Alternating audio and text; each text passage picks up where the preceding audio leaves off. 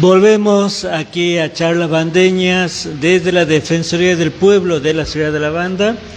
Bueno, como lo habíamos anunciado al finalizar el bloque anterior, estamos con el profesor Darío Toledo, que ha sido reelecto como secretario general de CISADEMS. Sí, bueno, buenas noches, Darío. ¿Qué tal? Buenas noches, Mauricio. Buenas noches, Carlos. Un gusto. Creo que uno de los mejores lugares donde me han hecho entrevista en la Defensoría del Pueblo. Porque uno es un lugar en el que siente propio defender. ¿Me entiendes? Cuando se dice defender al pueblo, ahí estamos. Bueno, me gustaría que expliques si esta es tu primera o tu segunda reelección. Bien, yo ingreso a CISADEMS en el año 2014 en la comisión directiva. Ahí ocupé el cargo de secretario gremial, pero como secretario general a partir del 2017.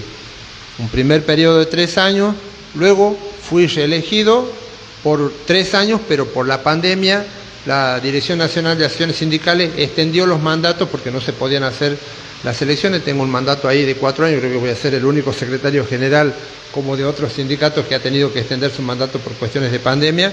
Y bueno, después de esa elección he sido elegido nuevamente para hacer Me llama la atención, esta sería mi segunda reelección.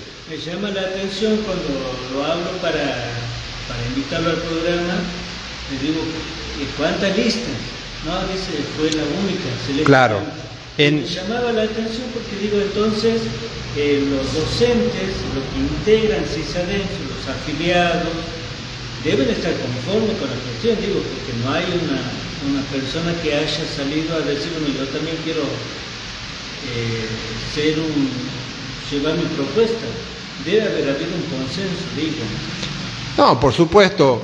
Creo que, por ejemplo, en el primer mandato que asumo hubo 2 listas. Me ha tocado competir con otra lista en ese momento. Y luego en las otras elecciones no se ha presentado otra lista. Yo creo que estamos reconocidos por los afiliados de CISADEMS con una línea de conducta, con una coherencia, con un trabajo que es reconocido en la participación, porque fíjense ustedes que cada proceso electoral tiene que ser en respeto a las leyes que exige hoy el capital humano, o lo que fue en su momento la Jefatura Territorial de Trabajo, el Ministerio de Trabajo, y porque nosotros incluso alguna vez hemos preguntado si hay una sola lista, ¿por qué no se le da, o cualquiera podría preguntar, nos han preguntado, ¿por qué no se le da ganadora a la lista que se presenta? Y no, se deben respetar todos los procesos electorales desde la publicación, que tiene que ser tantos días antes del cumplimiento de mandato, con tantos días de anticipación los padrones, o sea, todo el proceso legal se ha cumplido, tiene que ser publicado, tiene que ser informado a los afiliados en tiempo y forma para darle tiempo a cualquier grupo de afiliados que quieran organizarse y presentar una lista. Esto es libre.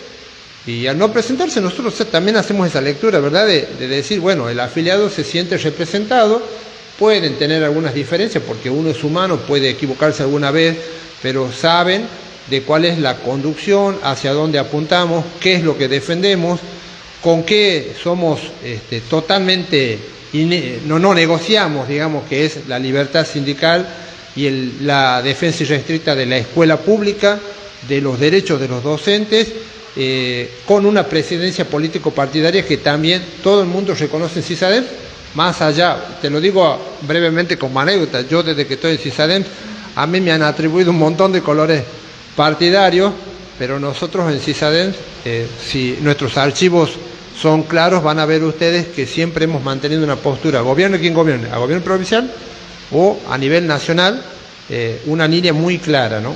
Hablando de reconocimiento que vos mencionabas, ¿cómo está el reconocimiento docente ante el gobierno nacional y ante el gobierno de la provincia?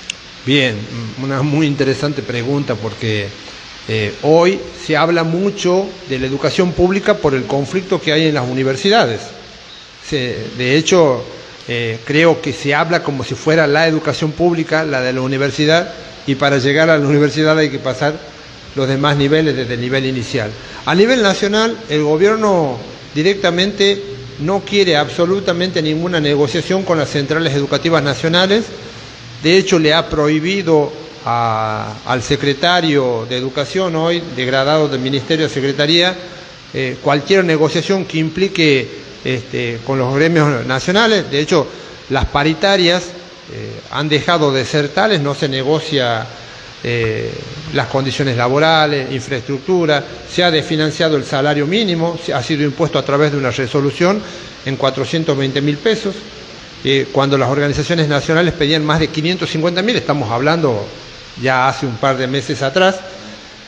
No hay negociación y sobre todo, no solo con el presupuesto del 2023 que lo pasó al 2024, sino el presupuesto que ha elevado al Congreso significa un vaciamiento presupuestario para lo que es la educación pública, no solo de la universidad, sino también en todos los niveles.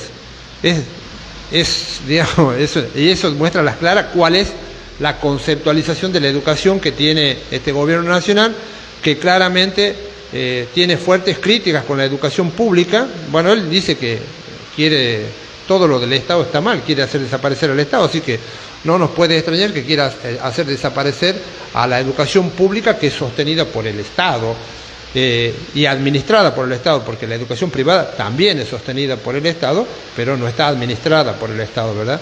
¿De quién es responsabilidad la educación pública en Santiago?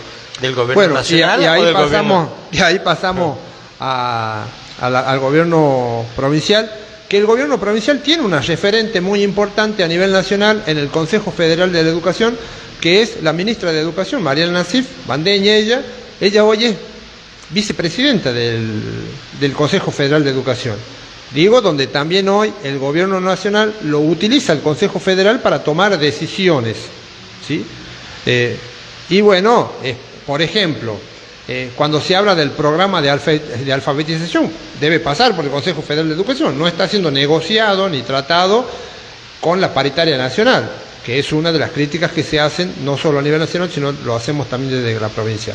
Y la provincia, lo que yo lo he dicho, creo que la última vez que estuvimos acá con Carlos, él me dice que son reiterativos los temas, bueno, porque claramente la provincia mantiene un desmantelamiento de la educación pública muy programado y muy claro, un desfinanciamiento desde hace 8 años y van para los 9, con lo que es la intervención del Consejo de Educación, el no permitir votar a los docentes así como se vota en CISADEM, que es una cuestión democrática, un proceso totalmente democrático y que también debería suceder en el Consejo, que no se hace, con la falta de cobertura de cargos en toda la carrera docente. O sea, hoy la carrera docente no tiene columna.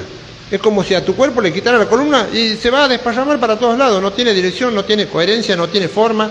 Eso está pasando con la educación en Santiago del Estero y se ha profundizado con la ley de emergencia económica de la provincia, que ha servido, por ejemplo, para que este año no se ofrezca absolutamente ningún cargo en todos los niveles de la educación pública provincial.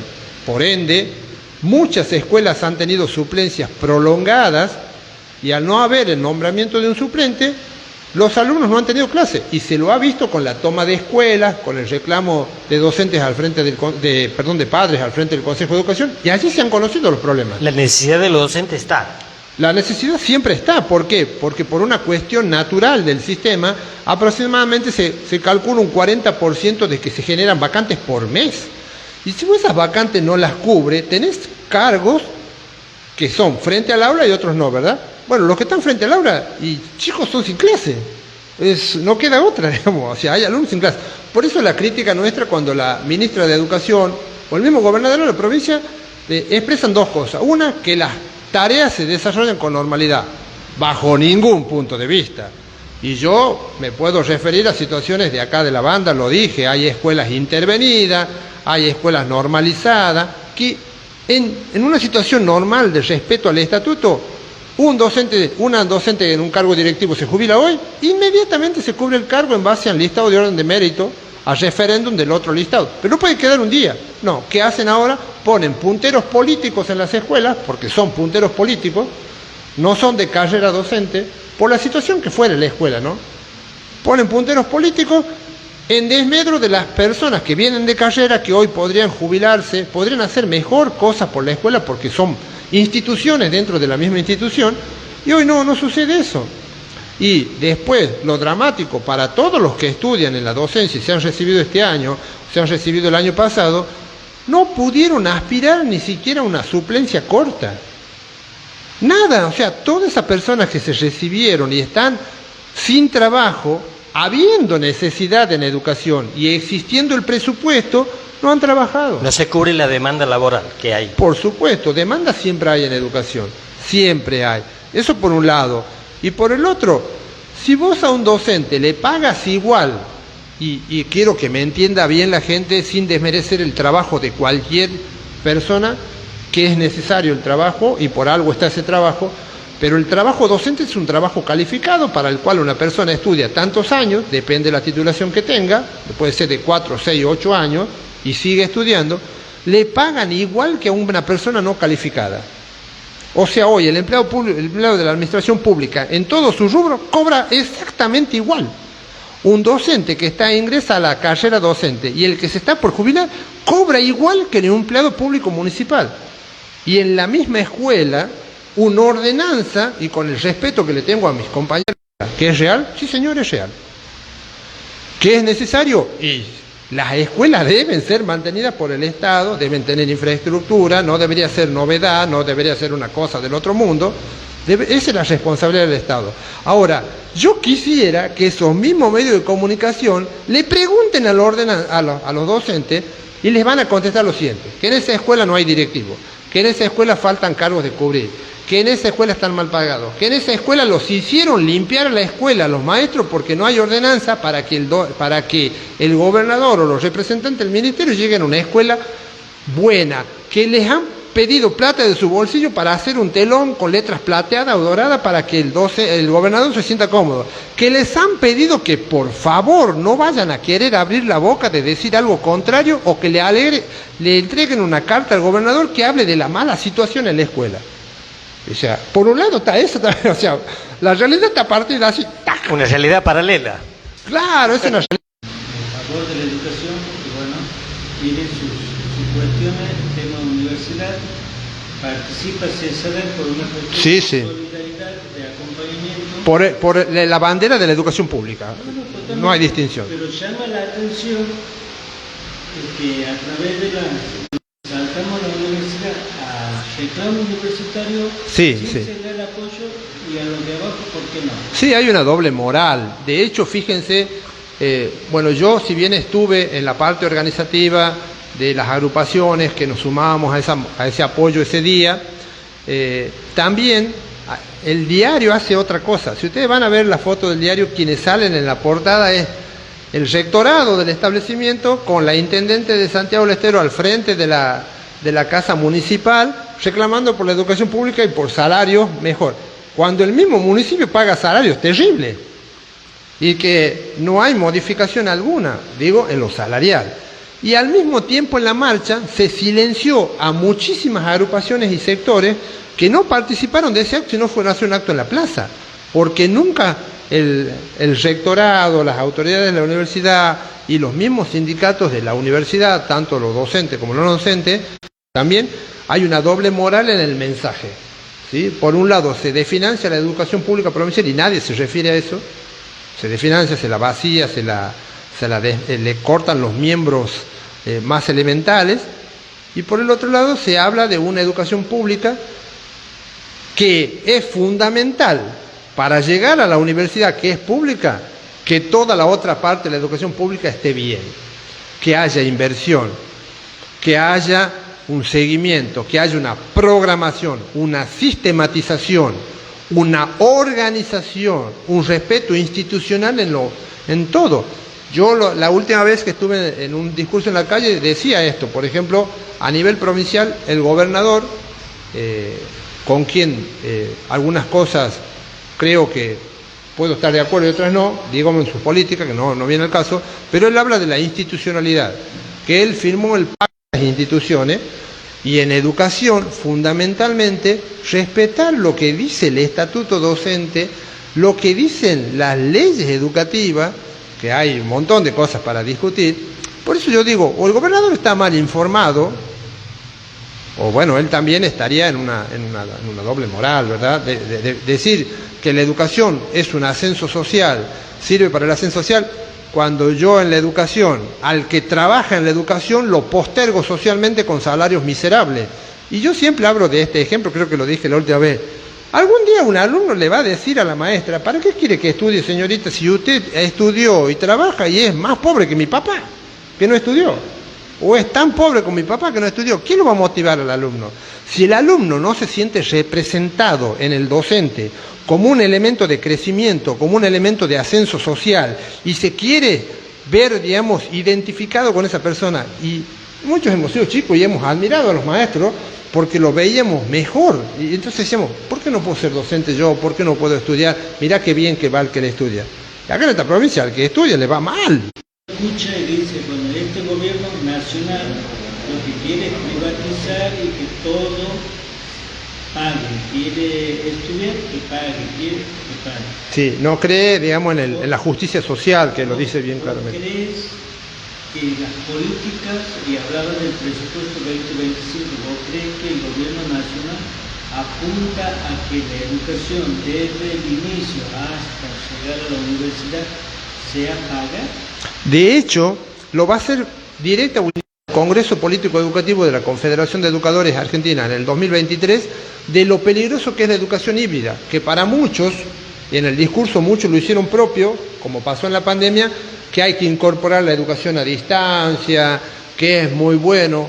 Y se ha demostrado también que no hay mejor educación que la presencialidad, que el intercambio directo con el alumno, que el intercambio entre alumnos, porque es otra forma de aprendizaje. Pero de mixta, digamos, educación mixta, digamos. Claro, hoy se habla de virtualidad y se habla de una mixtura híbrida, digamos, parte presencial, parte virtual, y se lo da como una solución. De hecho, en la universidad pública hoy se aplica eso y se hacen a veces a educaciones virtuales porque los mismos alumnos han planteado que no pueden llegar a la universidad por falta de transporte, porque no tienen más territorio con tecnología y menos puestos de trabajo, menos docentes, menos conflictos con los sindicatos, desaparecer los sindicatos y hacer creer que el que está sindicalizado es el que está siendo usado por una institución que tiende a defenderlo y que le miente para el gobierno nacional, ¿verdad?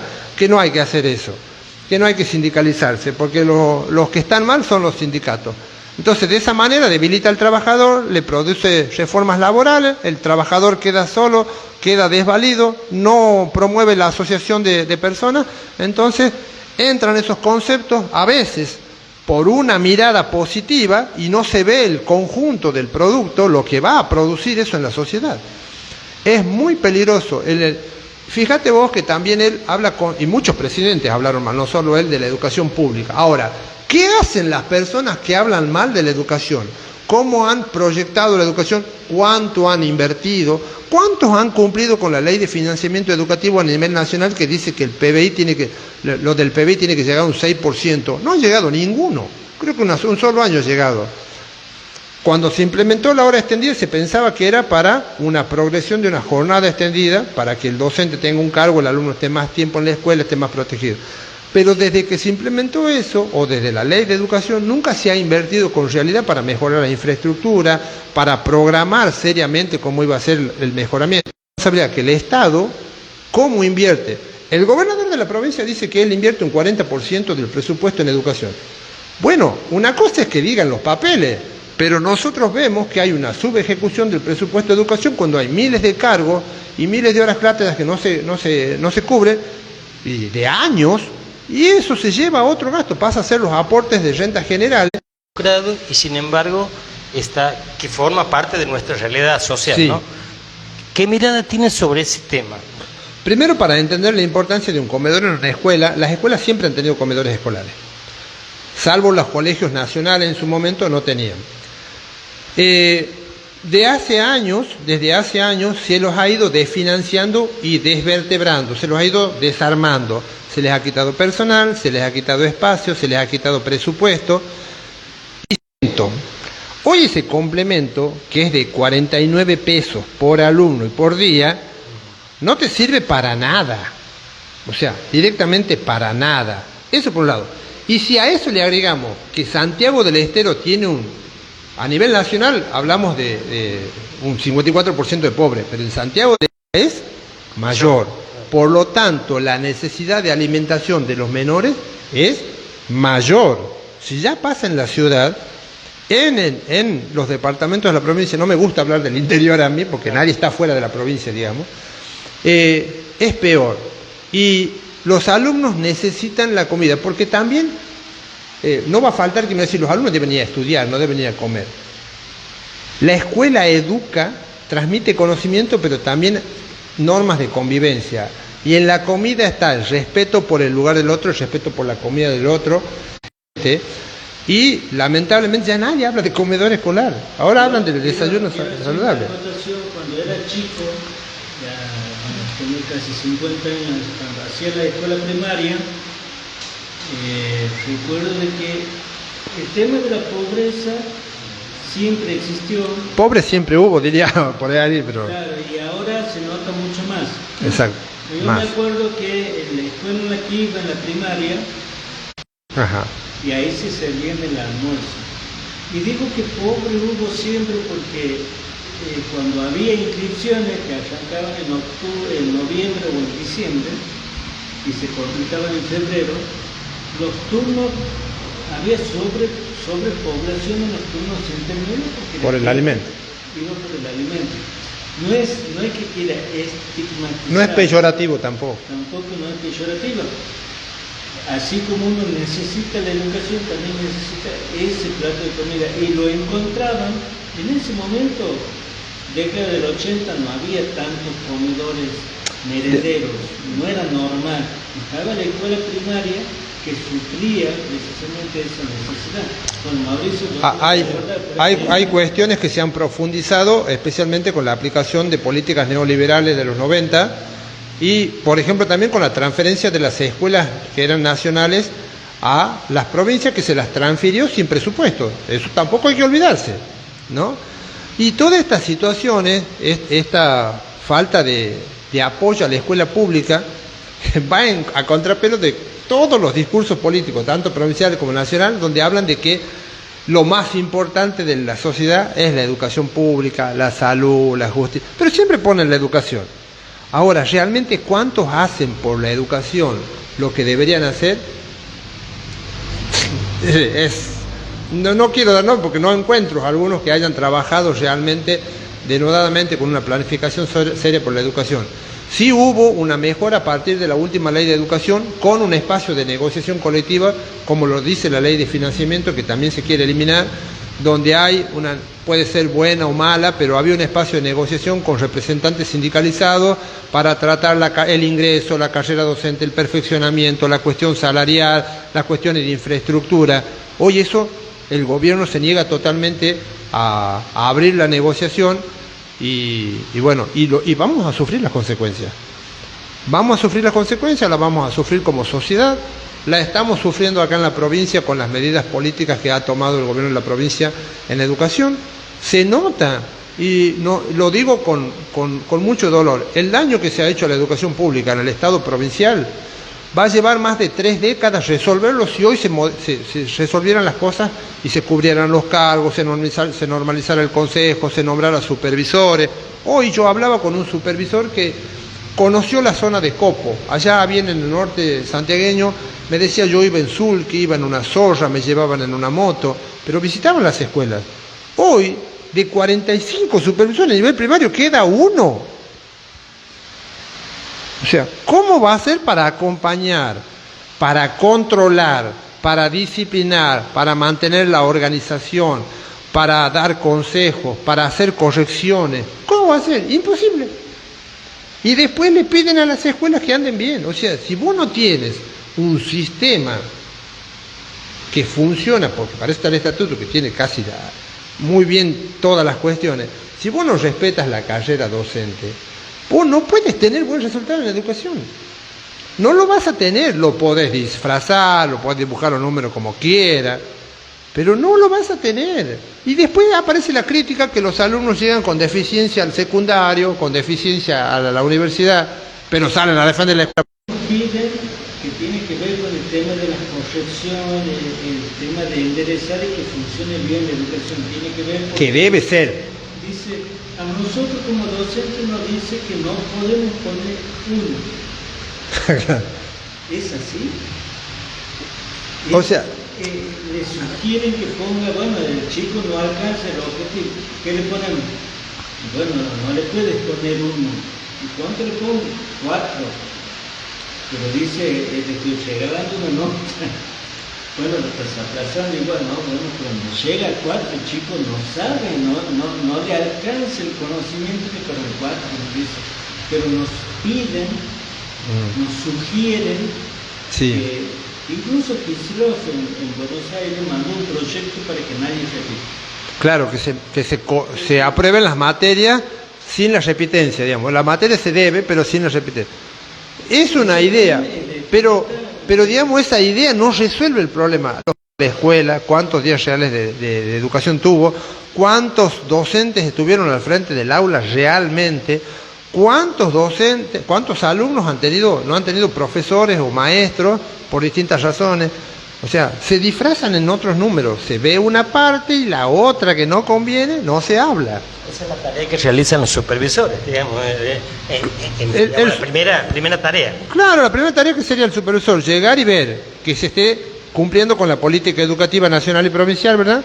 Con los lineamientos curriculares, controlar los cuadernos, las carpetas de los alumnos para ver que de lo elemental que tienen una escuela, saber que se manejan bien los recursos del Estado, que la persona tiene todo justificado, administrado correctamente, hacer las adecuaciones pedagógicas, aconsejar, observar una clase, ver la participación de los alumnos. Es muy variada Hoy en día existe un docente para 1.159 escuelas, eso es imposible.